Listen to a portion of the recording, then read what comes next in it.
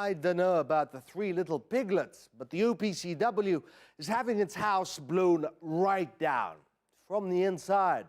The first whistleblower they dismissed. The second, they sort of excused themselves.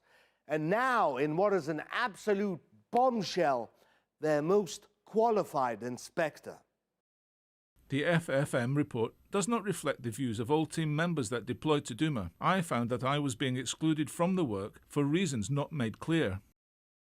Allegedly, the only team member who went to Syria and who was allowed to co-write the Syria report was the team paramedic.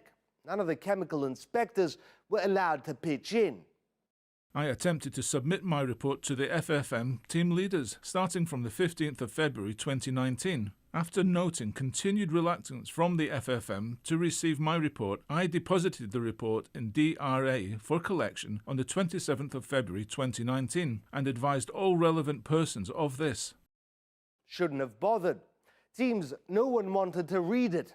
48 hours later, the OPCW published its first report, and someone had really taken an eraser to it. So much so that the actual team that went to Syria didn't recognize it.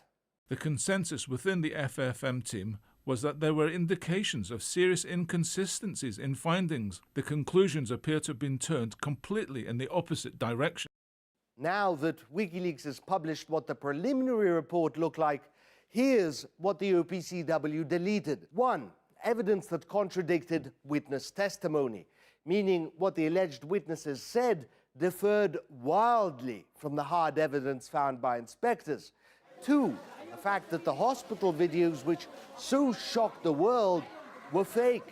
The victims or actors displayed symptoms inconsistent with chlorine poisoning or poisoning with anything found at the scene.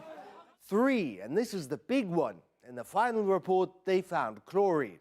Not how much, just chlorine, which you can find in your kitchen, in any home, in any swimming pool. Maybe you're right. What about then removing trace or some other wording may work? I'm still worried that a stock standard phrase such as chlorine-containing compounds were detected or similar present the danger of it being misrepresented as a damning conclusion. It's a political wordsmithing situation, not purely technical.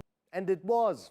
The anti-Assad warhawks trumpeted the fact. What the OPCW did is akin to saying you found radioactive materials in someone's house without mentioning it was a tiny amount used in fire alarms. And this, on top of previous whistleblower revelations, hard maths that cast doubt that the canisters at the scene were ever dropped there.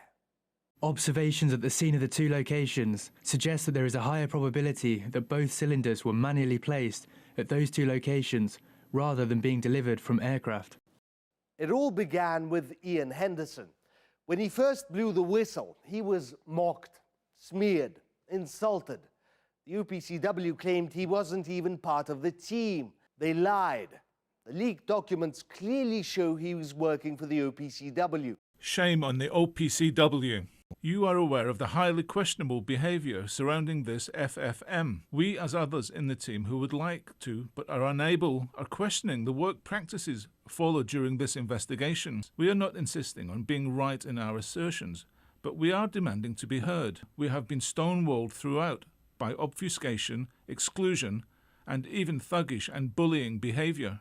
This is more than a rebellion. This is a catastrophe for the OPCW. At best, this is a case of gross negligence. Worst, and I pray I'm wrong, this is corruption. Corruption in the very organization that's supposed to keep the world safe from chemical weapons. Either way, from now on, when the OPCW says something, people are going to be thinking twice before taking their word for it.